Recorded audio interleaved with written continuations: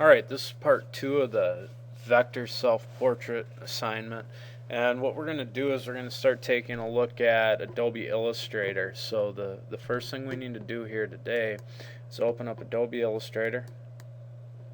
We're going to just review a little bit.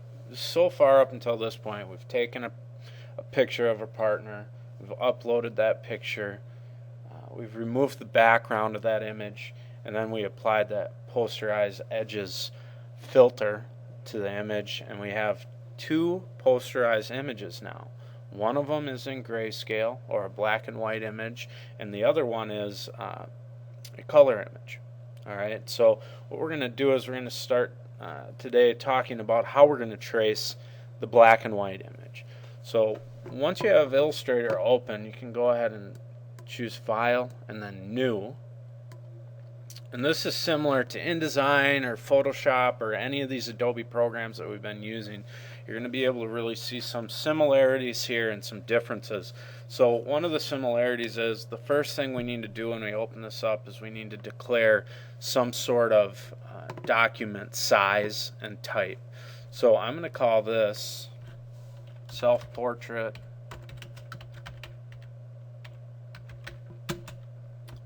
BW for black and white, and I'm going to go ahead and leave this 8.5 by 11, which is letter paper size, and then I'm just going to click OK to continue.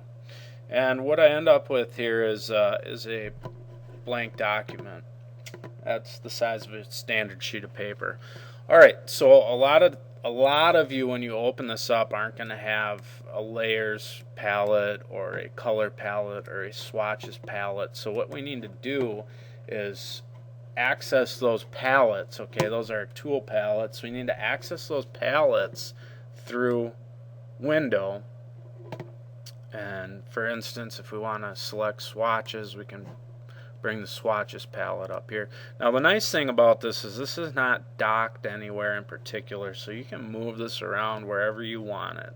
I'm just used to having it over there from Photoshop, so I'm going to leave mine over there. One other one I'm going to go ahead and create right away, or make visible right away, is not color. I'm going to leave that one hidden for right now.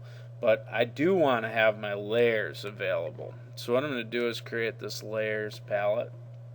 And now we're going to place our image. So if I go ahead and press File, or click on File, I come in here and I say Place.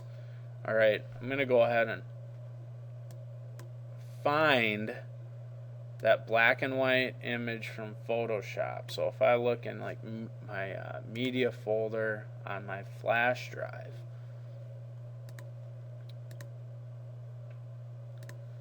now you probably saved this in a similar location under a similar name. I can look in here and I see I have 3 different Photoshop files. One of them is black and white. That's the one I want to load right now. So I'm going to go ahead and just click on that and bring that in. Alright, now before I get started, what I'm going to do is I'm actually going to expand this. So while I have these nodes or these anchor points, I'm going to hold down Shift, and that's going to allow me to expand this image without distorting it. It kind of locks it in. It keeps everything in proportion. Okay, so I'm going to go ahead and expand this to about that size. I'm going to move this down to the bottom or the middle. Alright. And then I'm going to leave it, and I'm going to start tracing. Alright, so what I'm going to do immediately is click on the lock and lock that layer down. I'm going to rename this layer by double clicking on the blue here, and I'm going to call this like tracing pattern layer or tracing pattern. I'm going to click OK, and now I'm going to start tracing this image. Okay, so I'm going to click on new layer, and I'm going to call this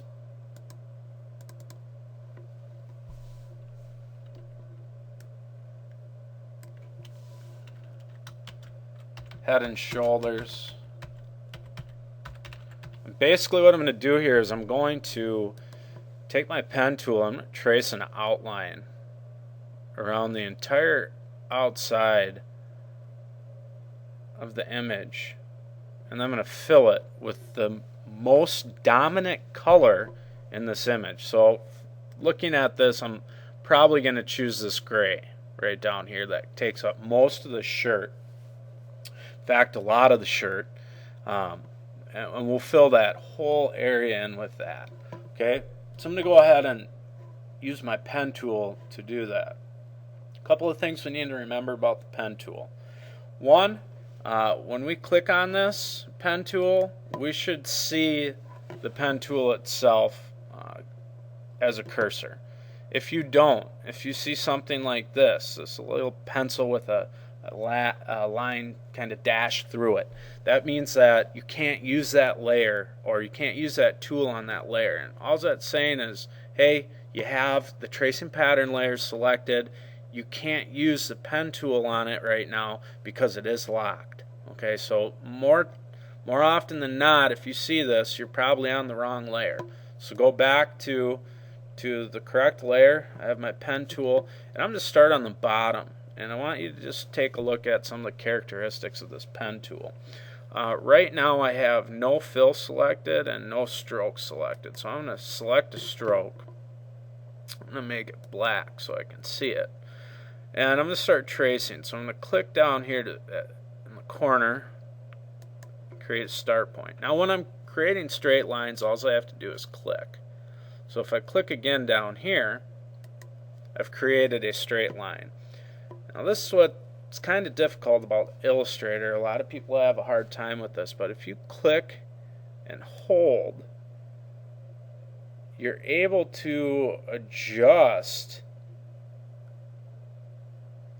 your line in the shape of a curve, or any shape you want. Okay, so I'm going to hit Control Z. I'm just going to take a step back here, and I'm going to create a couple of different line segments here to complete the shoulder. So I'm going to go ahead and create a line segment, and then I'm going to click in the middle to collapse those handles, and that's key. So once I have that handle collapsed, I can come up here and finish my line segment. Now you really want to try to keep your line segments to a minimum if possible. You want to have a whole bunch of anchor points. So I'm going to trace right around this in a pretty quick fashion so we can keep moving on here. And one thing that helps a lot is if you zoom in, you can look at this really closely. Alright.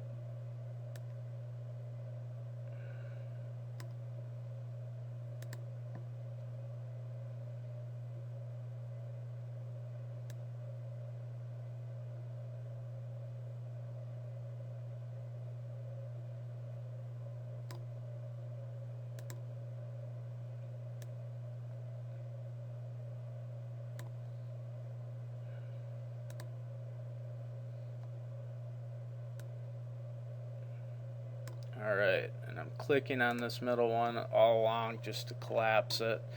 And one thing we're going to talk about is manipulating some of these anchor points in a little bit. But what I'm going to do is click up here, I'm going to try to go right over the crown of my head here as one line there. And really, like I said, the less anchor points you have, the cleaner the image is going to look. So really concentrate on that, and we'll come back and smooth some of these out in a little bit.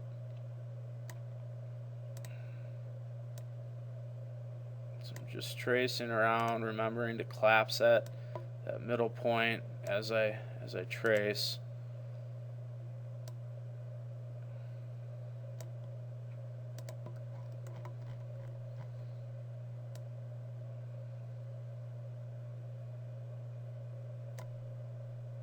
Here I'll probably be able to get away with the straight line, and then I'm going to do probably another straight line down to here.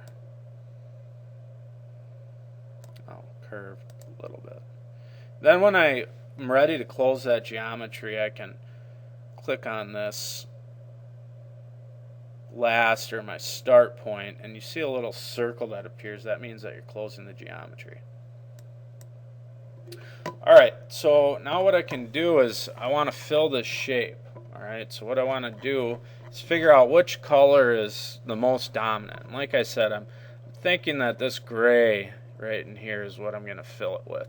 So what I'm going to do then is just go ahead and press I, my toolbar. And I'm going to make sure my fill is selected, and then I'm just going to click in that gray. And it's going to fill that. Alright, and this is essentially what I have here, okay, which is, it's pretty accurate. What we want to do is come back in here and smooth out some of these anchor points. So what I'm going to do is just introduce you guys to a few of these tools that you can use to smooth out the anchor point. Now, you can use this convert anchor point tool to hover over the anchor point and click and manipulate it if you wish. Okay, another thing you can do is, I'm just going to hit Control Z. Another thing you can do, and this is probably the easiest thing to do, is go up to Window here, and we're going to bring up another palette that deals with not our swatches, but our stroke this time. Remember, the stroke is the outline. Okay, so if we take a look at this palette, there's a whole bunch of things that we can look at. I'm just going to press A on my keyboard to get my direct selection tool up, and I'm going to select my object. Now, when I'm choosing to edit a particular stroke, like this one, okay, I want to make sure I have my stroke selected, and I want to make sure that I have whatever color it is selected as well. One of the things you can do when you go to modify a stroke is change the weight and change the cap in the corner. And that's what we're going to do. We'll talk about making dash lines later. So what I need to do first is make sure right now I have no stroke. Okay, so what I need to do is actually fill that in, fill my stroke in, alright, with the color. And once I've filled that in, I can go in here and modify each of these. So for instance, the corner, we don't want to have miter joints at our corner, we want to have a round joint. And the cap, pay attention to like these areas in here where the anchor points are forming sharp corners. Okay, when we put cap on there, that should adjust it, and then we can start to increase that just a little bit, and it really will help smooth things out. So what I'm able to do now is, if I just click on fill now, I go back down here and click, that's going to allow me to fill my object, and it smooths out the anchor points. Okay, so what you want to do is make sure you modify the stroke. Okay, and then you want to increase it and make sure that the caps on here and the joints are round. Okay, you can do different things with the profile here and so on. We're not going to get into that today. This is the background layer.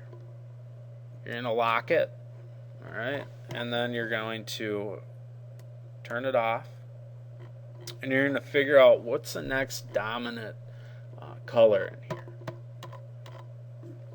So you may want to leave this black because there's only a little bit of black for later on, but you may want to start tracing like these shades of gray, for instance.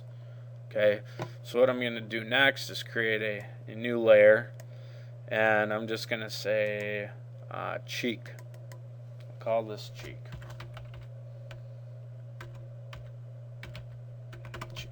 Alright, and I'm going to click OK here, and then what I'll do is I'll start tracing just this cheek layer, and then work my way up and trace each one of these colors. It's important though that you understand how all this is going to align.